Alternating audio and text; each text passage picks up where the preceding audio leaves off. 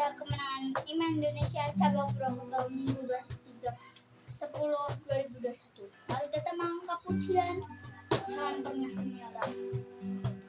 Tuhan tak pernah janji. Tuhan tak pernah janji, langit selalu biru, tetapi Dia berjanji selalu menyertai.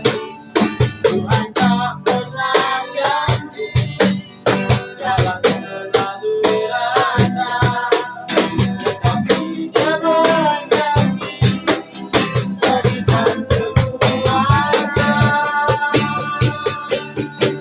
Jangan pernah menyerah, jangan berputus asa. Jika Tuhan ada, takkan menyerah. Jangan pernah menyerah, jangan berputus asa. Jika Tuhan ada, bagi yang setia percaya. Tuhan tak pernah janji, selalu tetapi Dia berjanji selalu menyertai. Tuhan tak pernah janji, jalan selalu rata, tetapi Dia berjanji berikan kekuatan.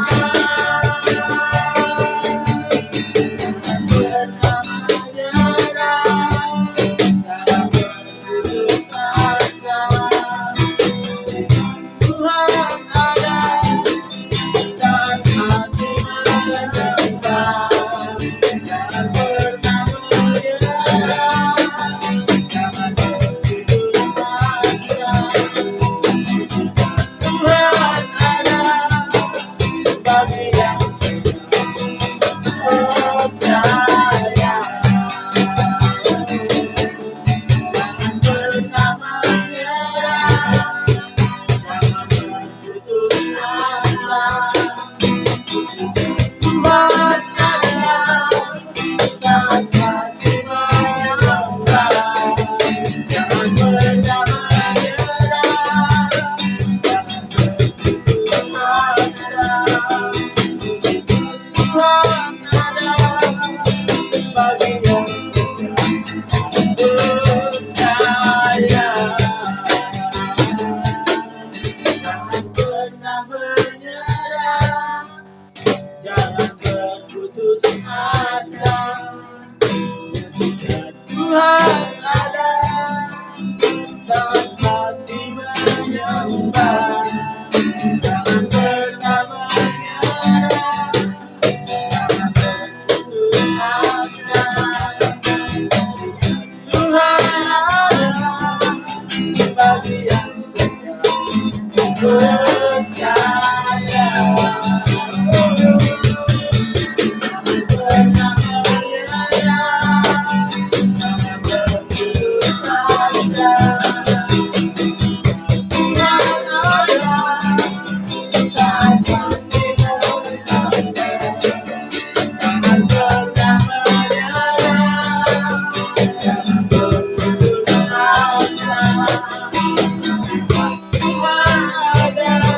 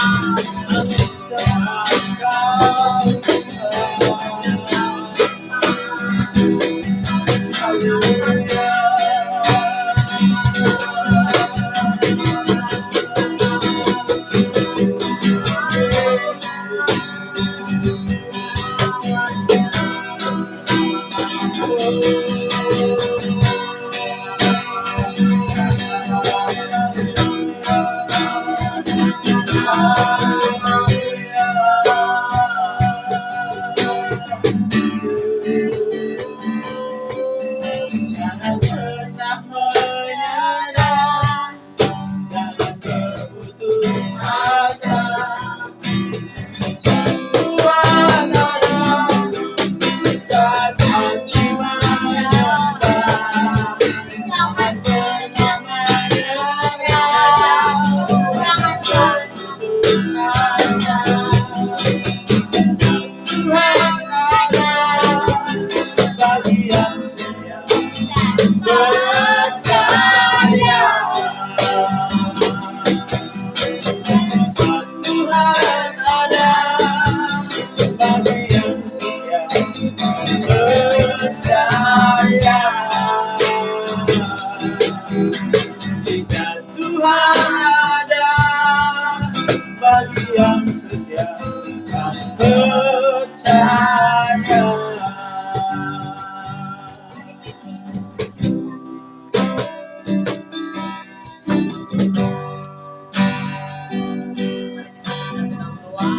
Terima kasih Bapak, kami syukur kepadamu Tuhan Yesus. Buat hari ini Tuhan kami kembali beribadah kepadamu di hari raya ini Tuhan. Membesarkan, meninggikan namamu, memuliakan namamu dalam hidup kami Tuhan. Kami bersyukur kepadamu sepanjang minggu ini Engkau sudah menyertai kami. Engkau sudah memberkati kami dan Engkau sudah Tuhan Yesus memimpin setiap langkah kami Tuhan. Terima kasih Bapa pada pagi hari ini Tuhan.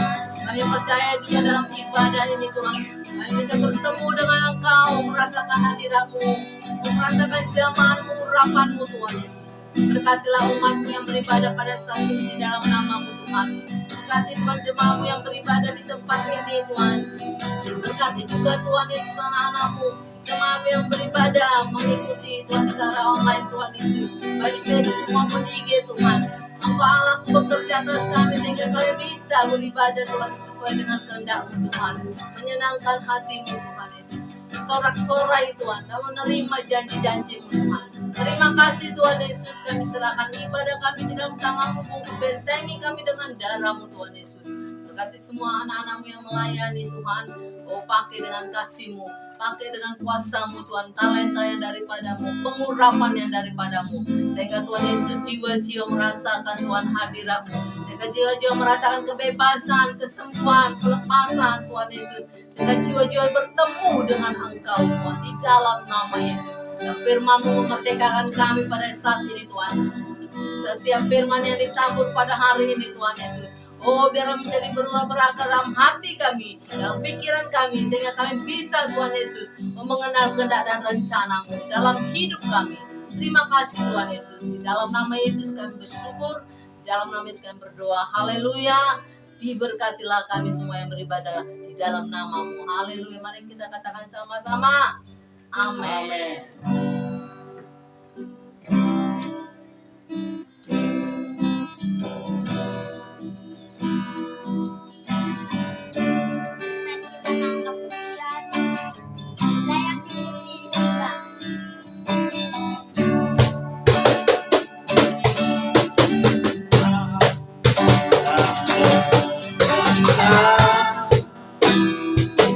Melukiskan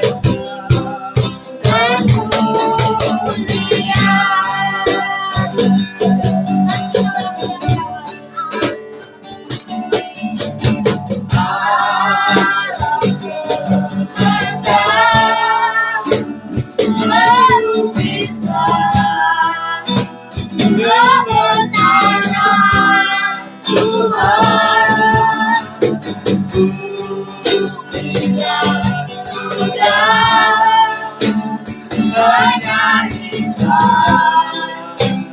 kemuliaan namamu.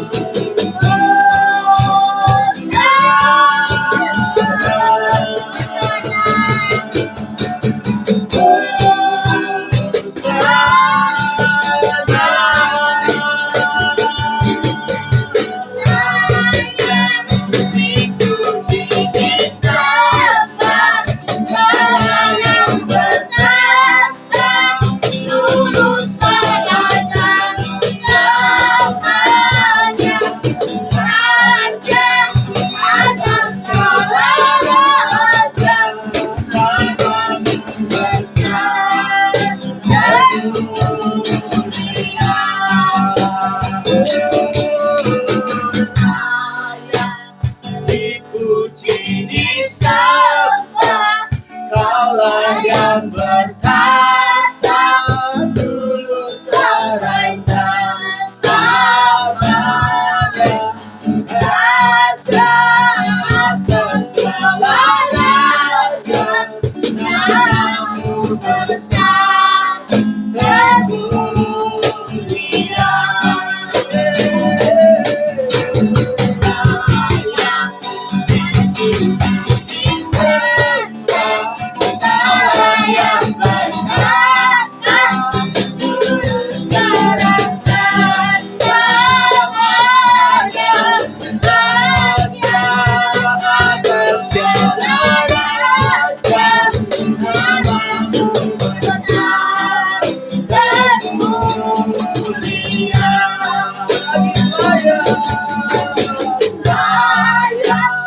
Dipuji, disembah, Kaulah yang bertata, dulu sekarang dan selamanya.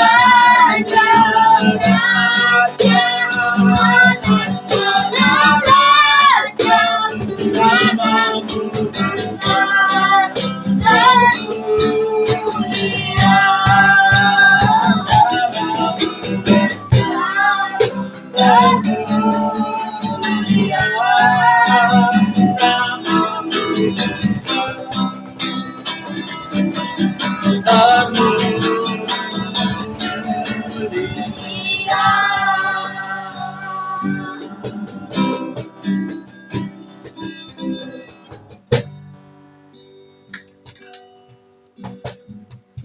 Mari kita mengangkat pujian. Kuduslah Tuhan.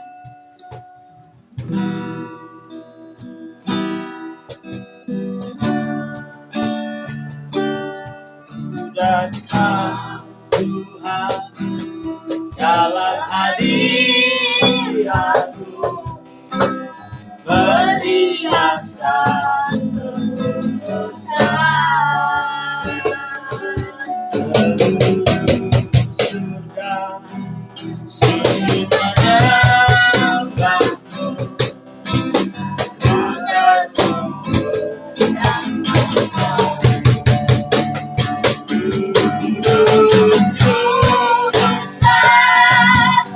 Kuduslah Tuhan, Allah semesta alam.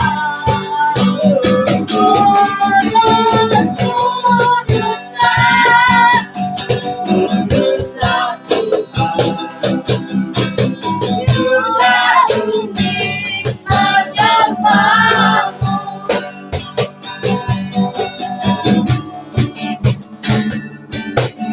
datang Tuhan dalam hadiratmu, beriaskan ketulusan. Seluruh surga sujud menyembahmu, ku tersungkur dan tersanjung.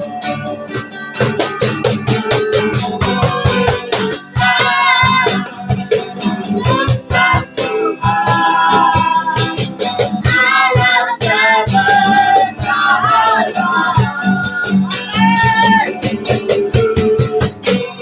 Kuduslah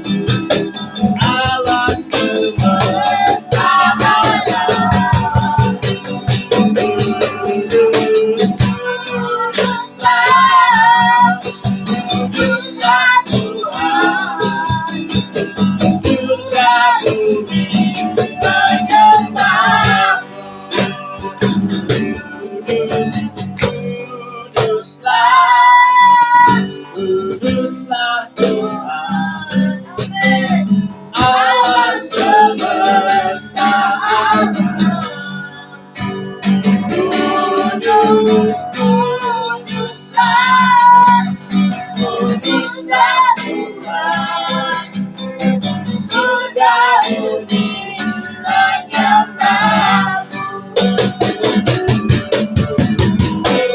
Kuduslah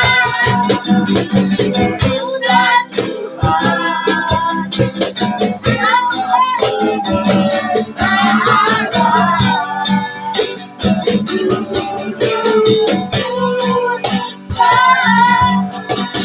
Kuduslah Tuhan, surga bumi menyembahmu. Surga bumi menyembahmu. Surga bumi menyembahmu. Kudus, kuduslah Tuhan.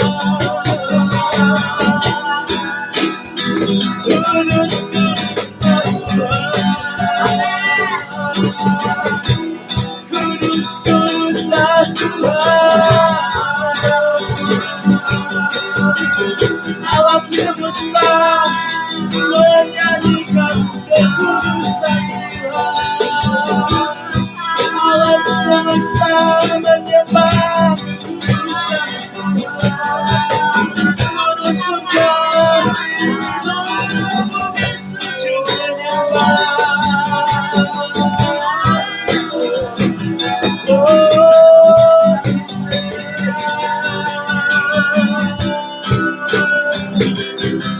Oh, kami di sini sujud menyembah Tuhan. Biarlah seluruh makhluk surga ini menyembahmu Tuhan. Biarlah seluruh bumi sujud menyembahmu Tuhan. Haleluya. Ya Allah, bersyukur kepada Allah. Ya Allah, bersyukur kepada Allah. Haleluya.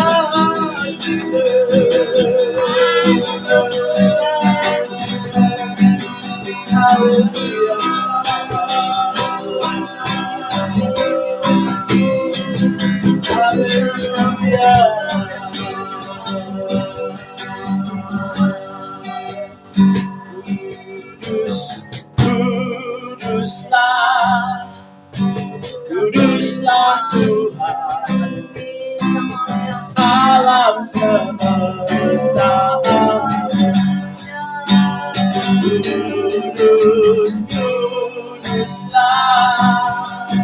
Kuduslah Tuhan, surga bumi menyembah.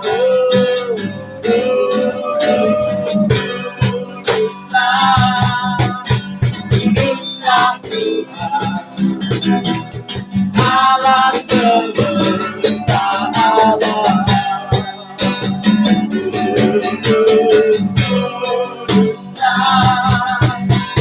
Kuduslah Tuhan, surga bumi menyembah. Surga bumi menyembah. Surga bumi menyembah.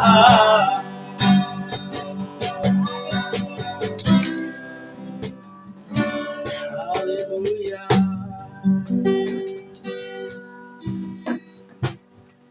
Terima kasih Tuhan Yesus.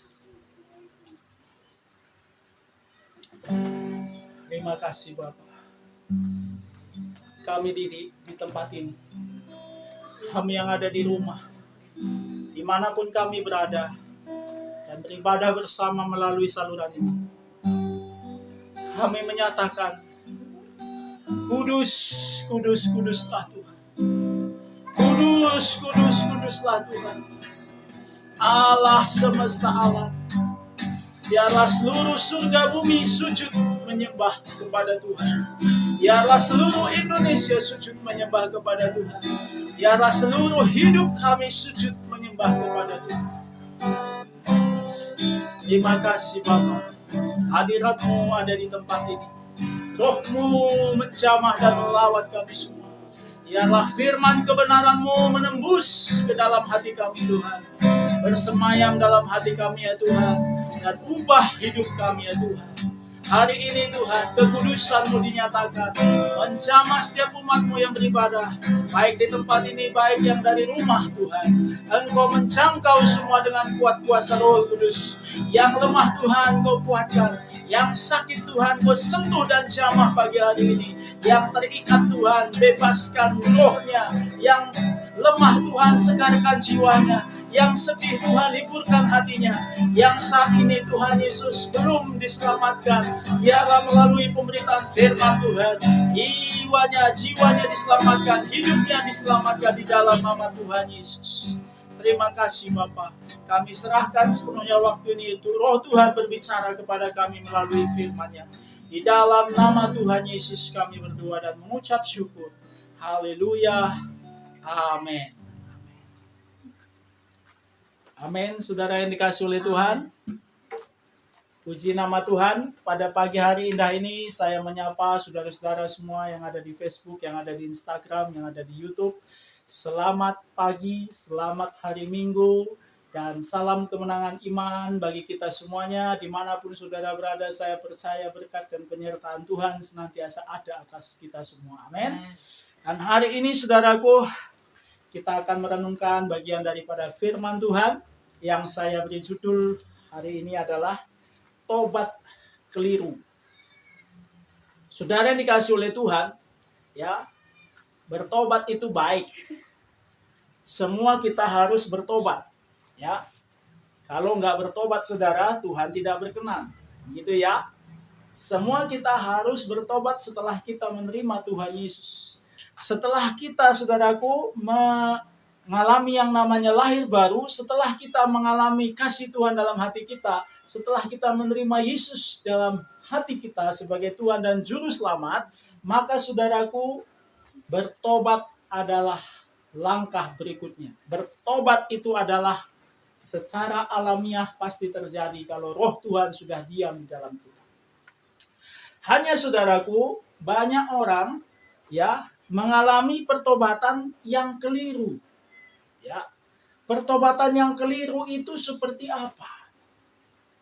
Bukan malah menyenangkan hati Tuhan, tetapi malah bisa menyebabkan murka Tuhan. Kita sudah menjalani pertobatan tapi Tuhan tidak suka. Kita sudah menjalani pertobatan tapi Tuhan tidak berkenan. Bisakah terjadi demikian? Sangat-sangat bisa. Kalau kita melaksanakan atau menjalani pertobatan yang keliru. Saudara, oleh karena itu hari ini penting kita buka hati untuk firman Tuhan, supaya pertobatan yang kita jalani adalah pertobatan yang sejati, pertobatan yang benar, pertobatan yang berkenan kepada Tuhan, pertobatan yang dikehendaki oleh Tuhan. Amin. Mari kita baca terlebih dahulu ayatnya. Dalam Ayub pasal 11 ayat 12 sampai 20. Ya, Ayub pasal 11 ayat 12 sampai 20.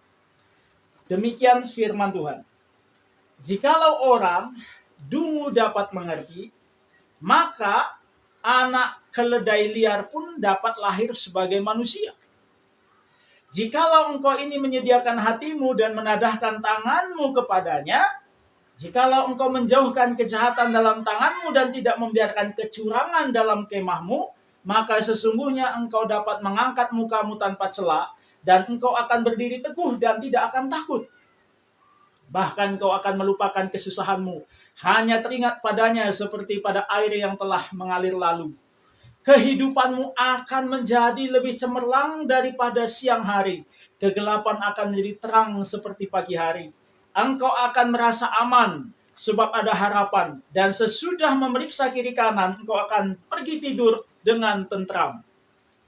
Engkau akan berbaring tidur dengan tidak diganggu. Dan banyak orang akan mengambil muka kepadamu. Tetapi mata orang fasik akan menjadi rabun. Mereka tidak dapat melarikan diri lagi. yang masih diharapkan mereka hanyalah menghembuskan nafas. Saudara yang dikasihi oleh Tuhan, berbahagialah setiap kita yang selalu merenungkan firman Tuhan siang dan malam, menjalankannya dalam kehidupan kita. Amin. Saudara, ini adalah bagian dalam kitab Ayub di mana terjadi percakapan, dan percakapan yang barusan kita baca ini disampaikan oleh Zofar orang Naamah. Zofar orang Naamah ini adalah salah satu sahabat Ayub, dan dia, saudara, ya, menyampaikan diagnosa, ya. Diagnosanya adalah apa yang menyebabkan Ayub menderita, ya. Dia mengasih tahu, dia memberitahu pendapatnya lebih kurang ya seperti yang barusan kita baca. Jadi dia mendiagnosa ini, Ayub ini masalahnya mesti di sini. Ya. Apa itu? Masalahnya Ayub itu tidak bertobat dalam hidupnya. Ya. Jadi dia mengasih tahu Ayub, kau harus bertobat. Nah, tapi pertobatan yang disarankan atau dikasih tahu, dinasehatkan oleh Zofar ini adalah pertobatan yang keliru. Sehingga pada akhir bab di buku Ayub kita tahu bahwa Tuhan marah kepada dia juga karena dia berkata tidak benar tentang Tuhan. Jadi apa yang disampaikan oleh Zofar ini pendapat yang tidak sepenuhnya benar. Pendapat yang ada salahnya sedikit saja, tapi sedikit itu sangat menentukan. Mari kita lihat satu persatu. Yang pertama, dia berkata, pengertian adalah kunci untuk bertobat. Ini benar, saudara. Firman Tuhan bilang, kita harus membaharui akal budi kita. Orang bisa bertobat kalau sadar dulu di dalam pikirannya, di dalam akal budinya, oh dia tahu apa yang dijalaninya selama ini salah. Dia mau mengubah, dia mau meninggalkan. Dia tahu bahwa apa yang dikerjakannya selama ini salah. Pengertiannya sudah berubah, cara pandangnya sudah berubah. Itulah yang akan mengubahkan orang. Sehingga kalau pikirannya atau pengertiannya sudah berubah, katanya si Zofar, keledai pun bisa jadi manusia. Kenapa? Karena cara pandang itulah yang menentukan siapa orang itu. Kalau cara pandang kita kerdil, maka jadilah kita orang kerdil. Kalau cara pandang kita picik, maka kita jadi orang picik. Kalau cara pandang kita melihat situasi yang ada saat ini adalah putus asa, maka kita jadi orang yang putus asa. Cara pandang kita menilai, melihat segala yang terjadi dalam hidup ini, itu menentukan siapa diri kita. Ini benar, ya, 100% benar. Pertobatan selalu dimulai dari perubahan cara pandang, perubahan pola pikir, perubahan pengertian. Nah, saudara yang dikasih oleh Tuhan, yang kedua, diagnosanya adalah hati yang diserahkan kepada Tuhan, itulah awal pertobatan. Ini pun 100% betul. Pertobatan tidak hanya, saudaraku, dimulai dari cara pandangnya yang sudah mulai sadar, mulai mengerti. Tetapi hatinya ini perlu dibaharui. Sebab inilah mesin daripada jiwa kita. Saudara, untuk apa mobil yang kelihatan cantik tapi mesinnya sudah tidak bisa nyala, saudara? Untuk apa saudara punya mobil yang kelihatannya catnya mewah, seluruh saudaraku interiornya bagus, bodinya mantap, tetapi mesinnya sudah nggak kuat. Saudara, pertobatan itu bukan casing, tetapi harus dimulai dari dalam. Pertobatan itu dimulai dari hati yang diserahkan kepada Tuhan. Ini benar sekali, saudara. Engkau berkata, aku mau meninggalkan rokok, aku mau meninggalkan alkohol, aku mau meninggalkan tingkah laku yang berdosa, aku mau meninggalkan judi, aku mau meninggalkan pergaulan yang buruk, aku mau meninggalkan perzinahan, perselingkuhan. Tetapi kalau hatimu belum kau serahkan kepada Tuhan, kau tidak akan kuat. komitmenmu itu, janjimu itu, dan usahamu itu hanya akan menjadi sia-sia. Sebab apa? Hati ini belum diserahkan kepada Tuhan.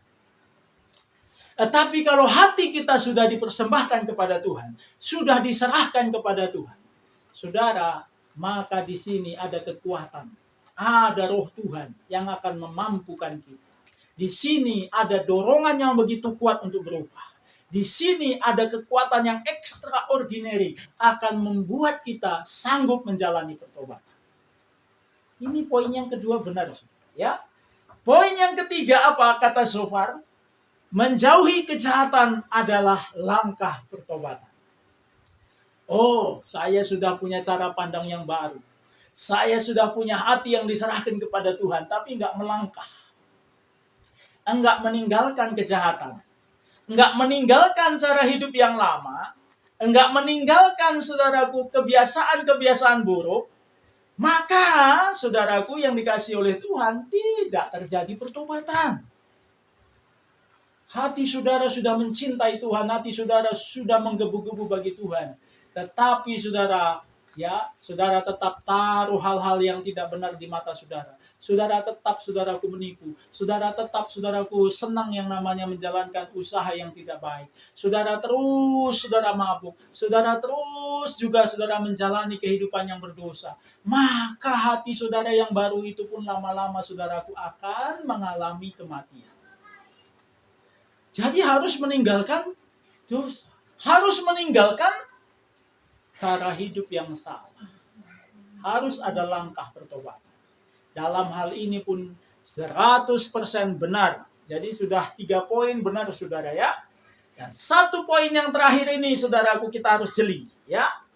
Kalau kita lihat tadi pendapat-pendapatnya, ya, dikatakan begini, jikalau engkau menjauhkan kejahatan dalam tanganmu, tidak membiarkan kecurangan dalam kemahmu, artinya sudah tidak lagi melakukan kejahatan, sudah meninggalkan hal-hal yang curang, hal-hal yang menipu, maka engkau akan bisa mengangkat mukamu, engkau berdiri teguh tidak takut, engkau lupa susahmu, engkau akan menjadi cemerlang, engkau akan menjadi aman, ada harapan, engkau beriksa kiri kanan, gak ada masalah lagi, engkau tidur nyenyak. Dan orang-orang akan mengambil muka kepadamu. Wah, saudara. Artinya kalau engkau sudah bertobat, engkau akan dapatkan hidup yang aman dan nyaman. Engkau akan mendapatkan hidup yang terhormat. Engkau akan dapatkan hidup yang berhasil. Engkau akan dapatkan hidup yang sukses. Engkau akan dapat hidup yang enak sekali. Nah, saudara, ini harus kita jeli. Zofar mendorong Ayub bertobat. Ayub, kau banyak masalah sekarang kan? Hartamu habis, anakmu sudah tidak ada lagi, istrimu pun sudah menghina engkau, dan kesehatanmu juga hilang. Bertobat. Kalau kau bertobat, maka semua akan dipulihkan Tuhan. Maka semua hartamu akan kembali, kau akan tidur nyenyak, kau akan nyaman, kau akan tenang, kau akan tentram, engkau akan bahagia. Di sini yang salah, saudara. Kalau kita nggak teliti, kita bisa, mangguk-mangguk, benar ya.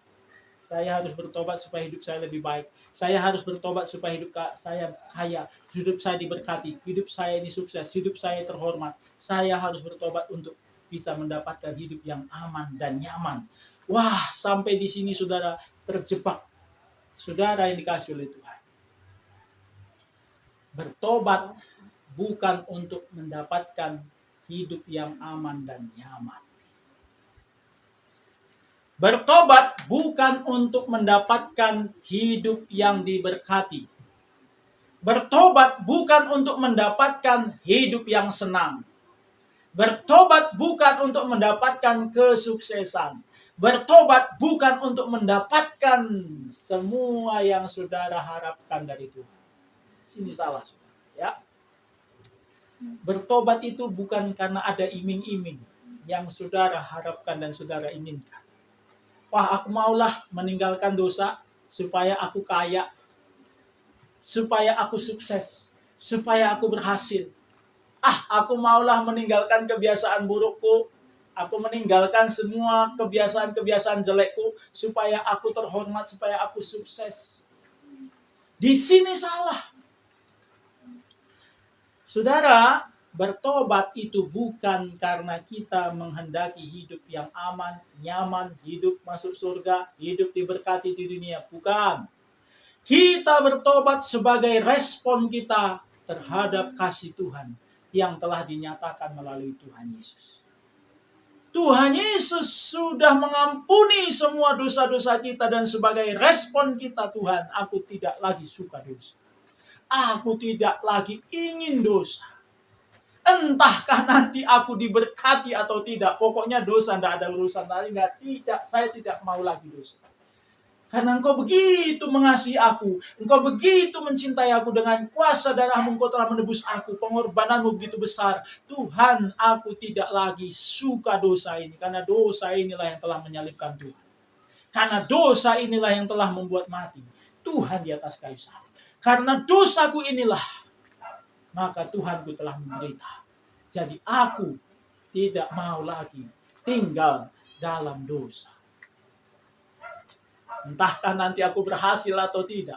Entahkah nanti aku jadi ternama atau tidak. Entahkah nanti aku jadi diberkati, jadi kaya atau tidak. Tidak urusan, yang penting aku sudah dapat kasih Tuhan. Sebagai responku, aku meninggalkan semua dosa. Amin. Dan tujuan pertobatan yang sejati itu adalah supaya Tuhan itu berkenan tinggal di dalam diri kita. Bukan lagi supaya kita dapat berkatnya. Berkat apa lagi sih yang lebih besar dari keselamatan saudara telah terima dengan saya? Tuhan telah menebus dosa kita, telah menjamin hidup kita, kekekalan di surga. Berkat apa lagi yang lebih besar dari itu yang kita harapkan? Ya, Tuhan telah sediakan berkat yang terbesar itu. Ya, Tuhan telah berikan berkat yang terbesar itu. Saudaraku yang dikasihi oleh Tuhan. Seharusnya yang kita inginkan bukan lagi berkat-berkat, tetapi Tuhan itu sendiri. Amin. Tuhan, aku ingin Engkau disukakan dalam hidupku. Tuhan, aku ingin Engkau disenangkan lewat hidupku. Tuhan, aku ingin nama-Mu dimuliakan. Aku ingin Tuhan jadi kesaksian. Aku ingin menjadi inspirasi bagi orang. Aku ingin melalui cara hidupku ini, Tuhan selalu dipuji. Tuhan selalu ditinggikan. Yang kuinginkan adalah Tuhan. Bukan berkat. Nah, saudaraku, inilah esensi tujuan pertobatan. Bukan supaya kita diberkati, supaya hidup kita nyaman, supaya hidup kita lain semua. Bukan. Kalau hanya untuk mendapatkan itu semua kita bertobat, kita mau meninggalkan dosa, kita mau meninggalkan cara hidup yang lama supaya nanti aku kaya, supaya nanti aku diberkati, supaya nanti aku sukses, supaya ternama, supaya aku punya harga diri, supaya aku bisa sangat disegani. Wah, saudara, apa bedanya kita dengan penyembah berhala? Penyembahan berhala, penyembahan kepada setan-setan, penyembahan melalui dukun-dukun, penyembahan melalui sesajen-sesajen, dan semua okultisme itu menawarkan hal yang sama. Kalau kita mau memenuhi syaratnya, kita dapat berkat. Kalau kita memenuhi apa yang dituntut, kita akan dapat keberhasilan. Kalau kita memenuhi apa yang diminta, maka kita akan dapatkan kekayaan. Apa bedanya hidup kekristenan dengan penyembahan berhala? Sama saja toh. Cuman sana mintanya sama setan, sini mintanya sama Tuhan. Tapi sama saja prakteknya, sama saja keinginannya, sama saja tujuan. Saudara yang dikasihi oleh Tuhan, inilah kekeliruan, ya. Jadi orang penyembahan berhala itu, orang-orang yang menyembah setan-setan itu, dia bertobat atau memenuhi syarat-syarat yang diminta supaya dapat kekayaan. Dia bertobat atau memenuhi syarat-syarat yang diminta supaya hidupnya aman. Dia bertobat, dia memenuhi syarat-syarat yang diminta untuk bisa mendapat kejayaan, kesuksesan. Itu orang-orang penyembah berhala, saudara. Jadi saudaraku, dalam kekristenan ada penyembahan berhala yang terselubung. Dia tidak minta sama setan, dia minta sama Tuhan. Tetapi caranya sama saja dengan orang yang tidak kenal Tuhan. Saudara, sampai hari ini ada banyak kekeliruan dalam kehidupan orang-orang Kristen. Ada orang mau mengikut Tuhan agar hidupnya jadi lebih baik. Kenapa? Hidupnya selama ini ambruk. Hidupnya selama ini jelek, hina. Hidupnya selama ini tidak terpandang. Hidupnya selama ini tidak terkenal. Hidupnya selama ini direndahkan. Nah, dia mau mengikut Tuhan supaya hidupnya tidak lagi direndahkan. Supaya hidupnya dihormati. Dihormati di gereja, dihormati di keluarga, dihormati di mana-mana. Dia mau ikut Tuhan supaya mendapat hidup yang lebih baik. Keliru, saudara. Saudara dan saya ikut Tuhan bukan untuk mendapatkan apapun lagi, sebab Tuhan telah beri yang terbaik. Kita mengikut Tuhan supaya kita bisa dipakai untuk rencananya. Amin.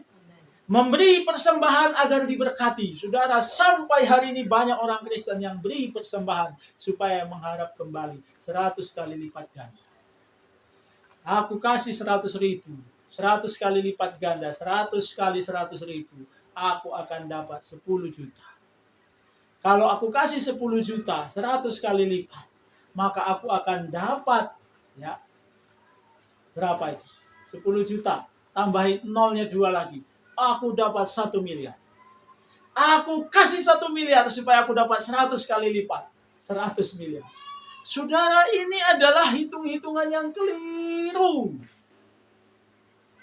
Kita memberi kepada Tuhan. Bukan supaya kita diberi lagi. Kita memberi kepada Tuhan. Supaya, saudaraku, seluruh harta kita pun mempermuliakan nama Tuhan. Amin. Bukan hanya tubuh kita, bukan hanya perkataan kita, tapi uang kita pun bisa mempermuliakan Tuhan. Memperluas pekerjaan Tuhan. Menggenapi rencana Tuhan. Saudara yang dikasihi oleh Tuhan, kita melayani bukan untuk mendapat mujizat. Banyak orang sungguh-sungguh melayani. Ayo, sungguh-sungguh berdoa, sungguh-sungguh puasa, sungguh-sungguh supaya dapat mujizat, supaya terjadi mujizat, supaya dapat pertolongan Tuhan. Wah, saudara yang dikasihi oleh Tuhan, ini pun kekeliruan. Kita berpuasa, kita melakukan segala sesuatu demi dan untuk Tuhan, bukan untuk diri kita. Supaya pekerjaan Tuhan dimajukan. Supaya kerajaan Tuhan diperluas. Supaya banyaklah jiwa yang diselamatkan. Supaya banyaklah orang-orang yang berseru kepada nama Tuhan. Bukan supaya kita ini, saudaraku, mendapatkan mujizat masuk PNS, mujizat mendapatkan jodoh, mujizat mendapatkan mobil, mendapatkan ini dan itu. Ini yang saya katakan kekeliruan dan sama saja seperti penyembahan berhala. Rela melakukan asketisme, menyiksa diri, tidak makan 1 hari atau tidak makan 1 bulan supaya dapat apa yang diinginkan. Wah, saudara. Berdoa agar banyak berkat, banyak berdoa, banyak berkat. Wah, ini pun keliru, saudara. Saudara yang dikasihi oleh Tuhan. Sekali lagi, tujuan kita bukan pada berkatnya, tapi pada Tuhan itu sendiri. Kita berdoa supaya mengenal Tuhan, supaya mengerti isi hati Tuhan, supaya kita bisa mendapatkan siapa Tuhan dalam hidup kita, supaya kita bisa mengenal posisi kita dengan baik, supaya kita bisa mengerti apa yang diinginkan Tuhan dalam hidup kita, dan kita jalani. Saudara yang dikasihi oleh Tuhan. Jadi banyak berdoa, banyak bertemu Tuhan. Banyak bertemu Tuhan, banyak mengenal Tuhan. Banyak mengenal Tuhan, banyak kita beriman pada Tuhan. Hidup kita pun semakin menyenangkan hati Tuhan. Saudara yang dikasihi oleh Tuhan, salah nggak berdoa untuk berkat? Nggak salah. Tapi saudaraku, bukan itu tujuan kita berdoa. Tujuan kita berdoa supaya kita bisa mengenal hati Tuhan, erat dengan Tuhan. Saudara, dalam Ayub pasal 12 ayat 6 dikatakan begini, dan ini banyak dilakukan orang Kristen. Tetapi amanlah kemah para perusak dan tenteramlah mereka yang membangkitkan murka Allah. Mereka hendak membawa Allah dalam tangannya. Saudara, banyak orang ingin menggenggam Tuhan dalam tangannya. Menggenggam Tuhan dalam tangannya artinya apa? Dia mau mengatur Tuhan. Dia mau Tuhan itu menjadi alat dia. Saudara, ini banyak dilakukan orang-orang dan Tuhan berkata orang sepertinya adalah perusak. Murka Tuhan atas mereka menanti, saudara. Tuhan tidak boleh kita peralat untuk meraih apa yang kita inginkan. Untuk meraih apa yang kita harapkan. Saudara yang dikasih oleh Tuhan, Tuhan jangan kita genggam dalam tangan. Tuhan harus taruh dalam hati. Menyerahkan hati kita kepadanya supaya dia berdaulat dan menguasai kita, menuntun kita, mengendalikan kita. Bukan kita yang mengendalikan Tuhan. Saudara, aku sering sekali orang berusaha mengendalikan Tuhan. Ya, banyak kasus dalam Alkitab juga sama. Contohnya Hizkia, Tuhan sudah bilang kamu akan meninggal. Waktumu sudah selesai. Siapkan surat wasiatmu, engkau akan mati. Tapi dia tidak mau. Saudara, setiap keputusan Tuhan itulah yang terbaik bagi kita. Amin. Walaupun kelihatannya nggak baik menurut kita. Walaupun kelihatannya kok jelek banget ya, mati karena sakit. Tapi Tuhan selalu memberi keputusan yang terbaik untuk hidup kita. Entah itu baik menurut kita atau tidak baik menurut kita, tapi itu yang terbaik bagi kita. Tapi Hizkia nggak mau. Dia berusaha mengatur Tuhan. Dia balik ke tembok, dia minta kasih karunia Tuhan, dia minta umur, dia minta tambahan umur, dia minta extra time kepada Tuhan. Saudara yang dikasih oleh Tuhan, Tuhan kasih. Tetapi saya katakan pada saudara, bukan itu yang terbaik. Sebab setelah 15 tahun Tuhan tambah umurnya, orang-orang Babel, saudaraku, bersahabat dengan dia. Dan orang-orang Babel itu ditunjukkan seluruh harta kekayaan dia. Dan orang Babel itu jadi tahu untuk nanti mengambil harta-harta itu. Dan persekutuannya dengan Babel itu, Tuhan marah. Dan mendatangkan hukuman. Tapi dia tetap senang, kenapa? Asal jangan di zaman saya. Tidak apa-apa di zaman anak saya atau cucu saya. Ini egoisme Hizkia. Kesalahannya dia enggak masalah, yang penting jangan di zaman saya akibatnya. Biar nanti di zaman anak saya atau cucu saya enggak apa-apa. Ini orang-orang yang berusaha menggenggam Tuhan. Saudara, jiwa seperti ini atau pikiran seperti ini ingin mengendalikan Tuhan. Tidak bisa, saudara. Kalau saudara mau mengendalikan Tuhan, maka saudara akan mendapatkan bahwa hidup saudara akan bersalah, hidup saudara akan menyimpang, hidup saudara akan mendapatkan kehancuran. Tuhan buat kita, memberikan pada kita keputusan-keputusan yang terbaik. Kita ikuti saja. Tuhan izinkan apapun yang terjadi dalam hidup kita, kita jalani dengan rela, dengan sukacita. Saudara yang dikasih oleh Tuhan, jangan kita berusaha mengendalikan Tuhan. Saudara berusaha doa puasa misalnya 1 tahun supaya dapat rumah. Wah, saudara. Mungkin saja Tuhan mau saudara bukan dapat rumah di situ. Tapi saudara ngotot. Mungkin saja Tuhan mau saudara tinggal di apartemen, bukan di rumah itu. Misalnya. Tapi saudara saking ngototnya cita-cita saudara dan keinginan ambisi saudara, saudara memaksa. Tuhan harus dia jadi pasangan hidupku. Kalau enggak dia, enggak mau saya. Saudara puasa 5 tahun untuk bisa mendapatkan dia. Tuhan dia. Padahal Tuhan bilang, yang di sebelahmu itu bukan dia itu. Ada yang dekat itu orangnya. Tapi kita sudah terlalu ngotot dengan apa yang menjadi ambisi kita. Kita memaksa Tuhan untuk mengikuti keinginan kita. Saudara yang dikasih oleh Tuhan. Ya. Ada banyak hal, ada banyak peristiwa dalam hidup ini. Kita sering sekali memaksakan kehendak kita. Dan berusaha menggenggam Tuhan. Hati-hati saudara. Itu adalah sesuatu yang salah. Saudara yang dikasih oleh Tuhan. Tempat Tuhan bukan di tangan kita. Tapi di dalam hati kita. Dia berdaulat atas hidup kita. Dia memerintah atas kita. Dia menguasai kita.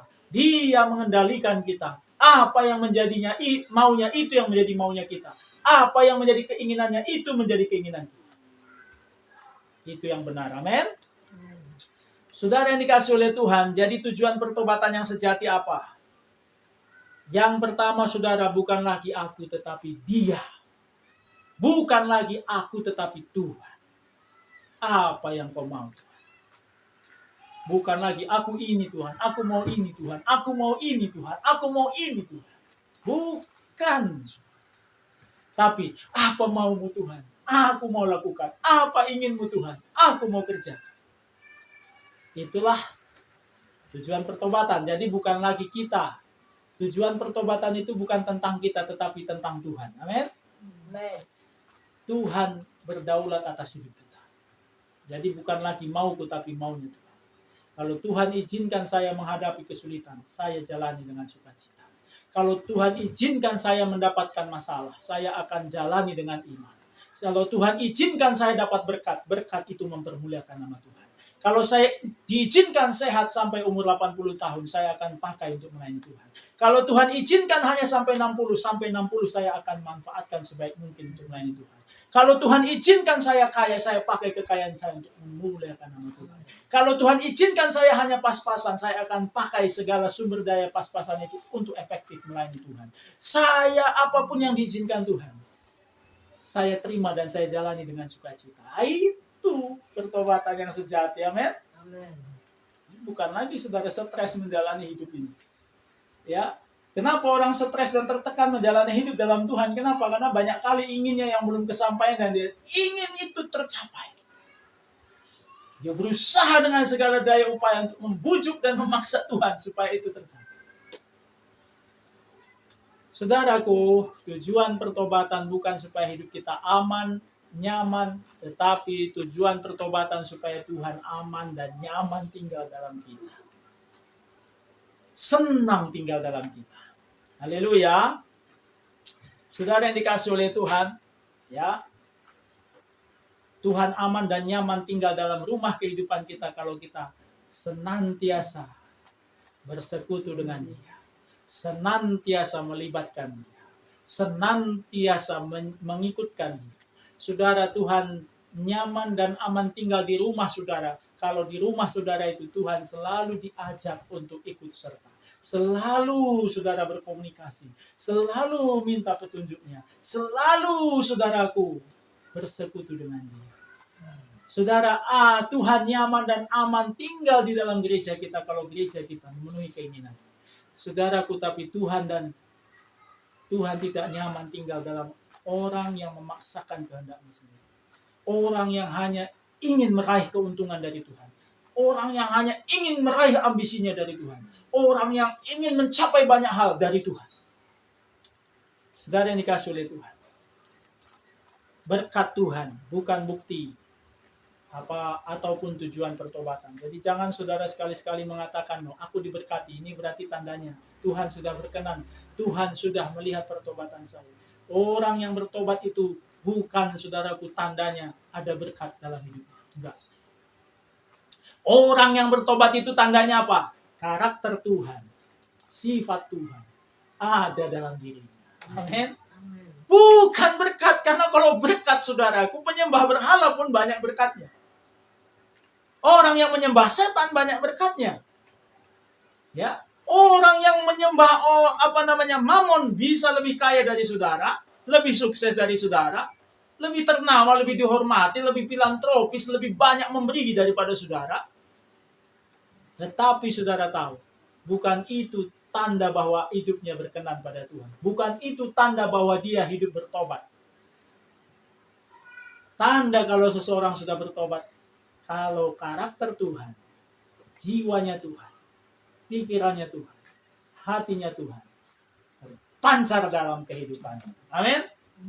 Orang itu semakin hari semakin mengasihi, semakin hari semakin peduli, semakin gampang dan mudah mengampuni, semakin hari semakin murah hati, semakin hari semakin sabar, semakin hari semakin saudaraku bertanggung jawab, semakin hari semakin lemah lembut, semakin setia, semakin menguasai diri, semakin rajin, semakin banyak melakukan banyak untuk Tuhan, semakin sungguh-sungguh.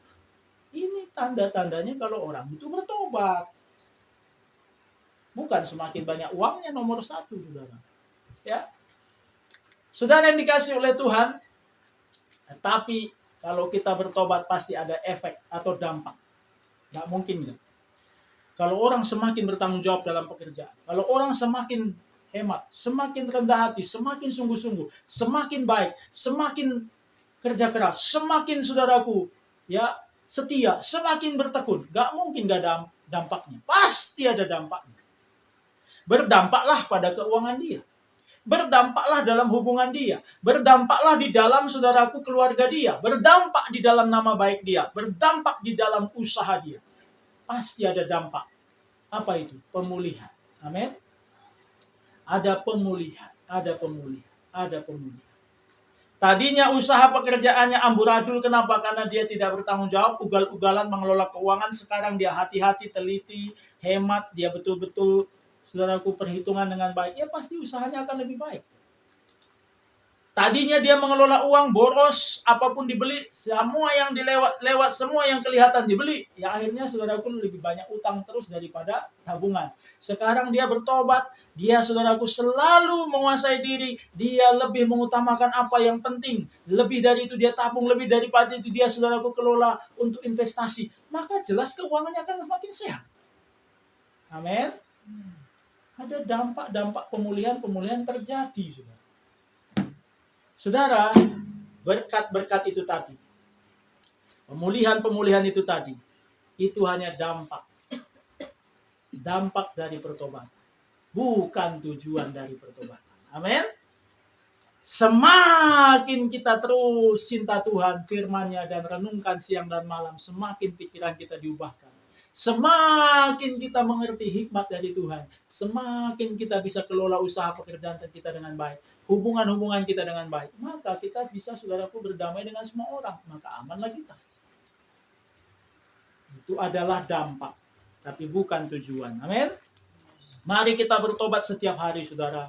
Bukan untuk menyenangkan diri kita, bukan untuk mencapai apa yang kita inginkan, bukan untuk mencapai ambisi dan tujuan kita, tetapi untuk menyenangkan hati Tuhan. Haleluya. Haleluya. Inilah firman Tuhan bagi kita pagi hari ini.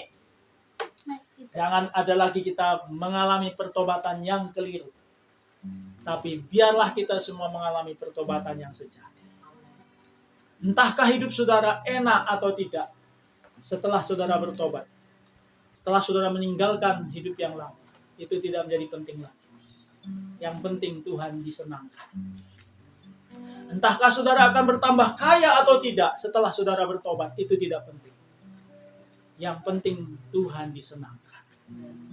Entahkah saudara akan semakin dihargai orang setelah saudara bertobat atau direndahkan orang, tidak penting. Yang penting adalah Tuhan disenangkan. Entahkah saudara mendapat mujizat atau tidak setelah saudara bertobat, tidak penting. Yang penting Tuhan sudah disenangkan. Kita bertobat karena respon kita terhadap kasih Tuhan yang begitu besar.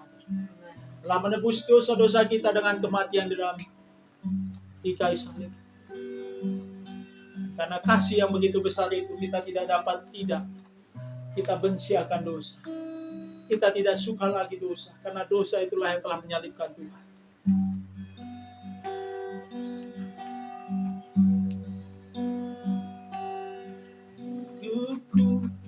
Mengenali firman-Mu,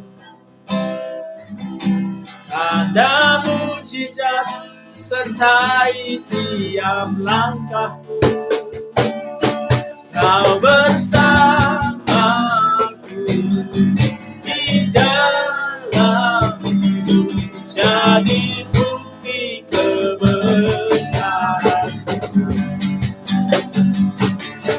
Hidupku menggenapi firman-Mu,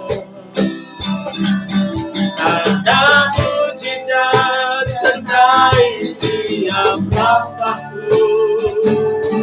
Kau bersamaku di dalamku, jadi bukti kebesaran-Mu. Jadi bukti kebesaran-Mu. Terima kasih Tuhan.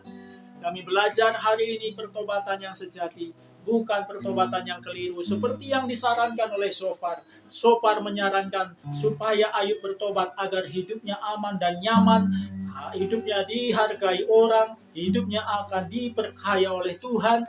Bukan itu. Kami bertobat bukan untuk itu. Kami bertobat supaya hati Tuhan kami disenangkan. Kami bertobat supaya maksud Tuhan tercapai. Kami bertobat supaya rencana Tuhan jadi dalam hidup kami. Kami bertobat supaya kami boleh dipakai oleh Tuhan. Bukan lagi tentang diri kami dan apapun yang kami inginkan. Ambisi-ambisi pribadi kami. Kekayaan, kehormatan, dan semua yang ada ditawarkan dunia ini. Bukan itu yang kami cari lagi di dalam Tuhan. Yang kami cari adalah Tuhan itu sendiri. Bagaimana supaya Tuhan berkenan dan nyaman tinggal dalam hidup kami. Dengan demikian kami menyukakan hati Tuhan. Tuhan, adapun berkat ataupun pemulihan atau semua yang Tuhan berikan, itu hanyalah dampak-dampak. Itu adalah akibat-akibat daripada hubungan kami dengan Tuhan. Dan kami tidak akan pernah memandang kepada itu. Kami mau memandang hanya kepada Tuhan saja. Jangan sampai kami mendapatkan pertobatan kami, pertobatan yang keliru. Tuhan tidak suka. Terima kasih Bapak. Dalam nama Tuhan Yesus kami berdoa. Kami mengucap syukur. Amin. Tuhan memberkati saudara-saudara yang sudah mendengarkan firman Tuhan. Pagi hari ini, saudaraku, kita akan memberikan persembahan kita kepada Tuhan. Saudara yang mau mendapatkan pelayanan, training dasar, kelompok sel, doa syafaat, mau ikut training pranikah, saudara bisa menghubungi kami. Sementara kita masih selenggarakan via Zoom. Kita berdoa supaya November kita sudah bisa ibadah onsite di Gedung Prudensial, dan juga saudaraku, ibadah-ibadah ini juga sudah bisa kita jalankan secara onsite. Saudara yang dikasih oleh Tuhan yang mau memberikan persembahan, saudara bisa dari rumah melalui rekening BCA 35804173301 atas nama Joy Sandro Tarikan.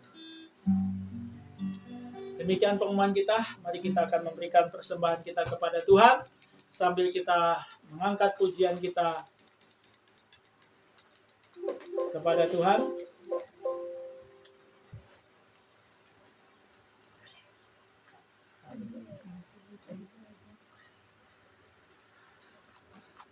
Layak dipuji, disembah. Haleluya.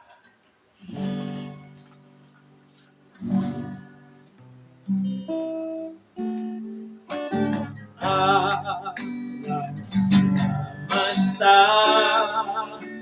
melukiskan kebesaran Tuhan. Surga menyanyikan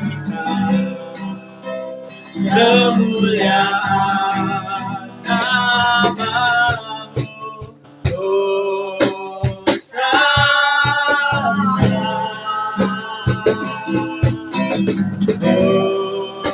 Hosana. Layak dipuji, disembah, Allah yang bertahta, dulu, sekarang, dan selamanya.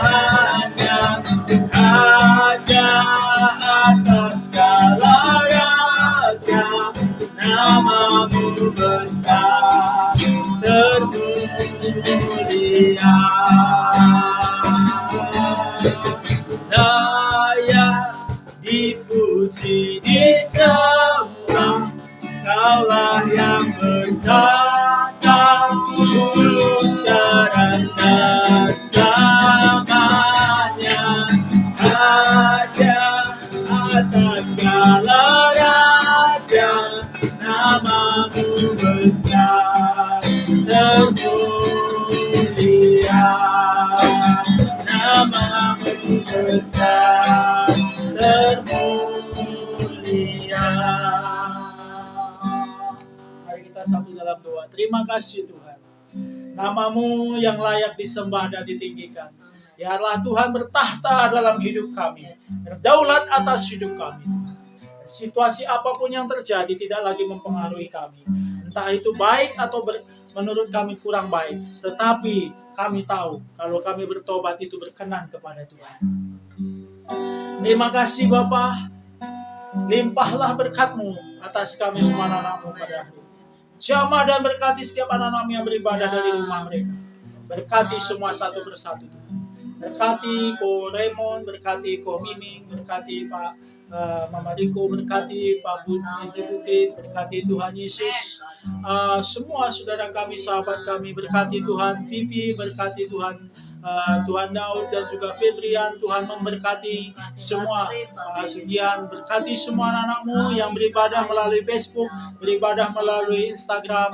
Tuhan memberkati anak-anak-Mu yang beribadah lagi nanti melalui YouTube. Tuhan berkati semuanya. Biarlah semuanya mendapat lawatan Tuhan, mendapat berkat Tuhan, mendapat kasih karunia Tuhan. Diberkatilah Indonesia.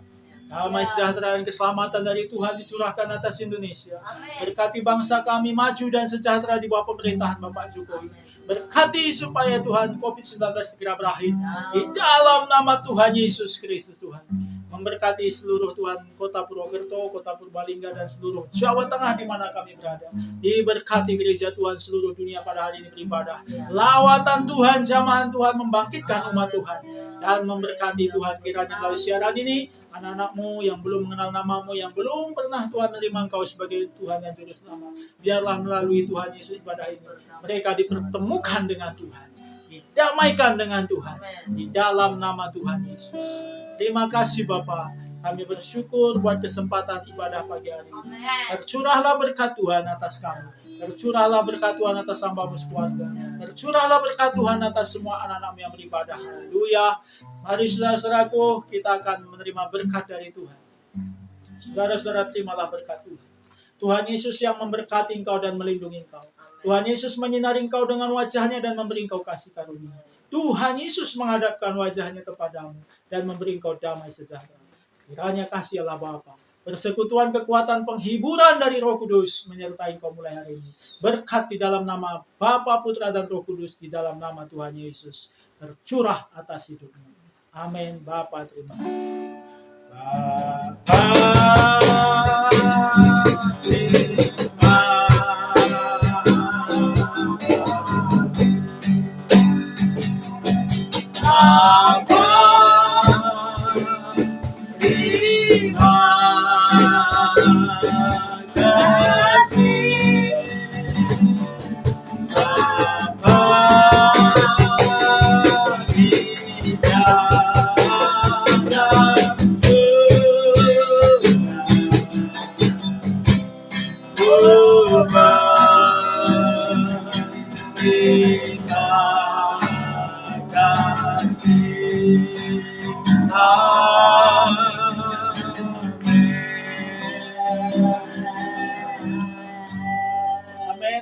Amin. Tuhan memberkati saudara-saudara yang sudah beribadah bersama kami pagi hari ini. Dari tempat ini kami menyapa semua saudara. Salam kemenangan iman. Selamat hari Minggu. Tuhan Yesus memberkati.